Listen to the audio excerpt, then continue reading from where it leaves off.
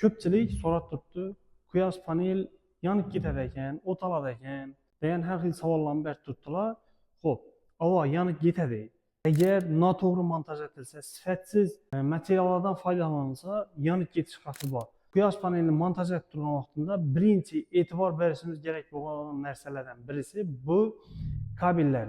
Quyosh panellarini bir-birine ulaydigan kabellarimiz 1,5 ming voltgacha deydigan PV kabellar bo'lishi kerak. Ko'pchilik narxni arzonlataman deb, tez ishni bitiraman deb, arzon sifatsiz kabellardan ishlatib ketib turibdi. Ko'p joyda bu narsaga guvoh bo'lib turibmiz va bu narsa yong'inga olib kelishi mumkin. Bundan tashqari, quyosh panellarini montaj qilgan vaqtida o'zini maxsus MC konnektorlari bilan montaj qilish kerak bo'ladi.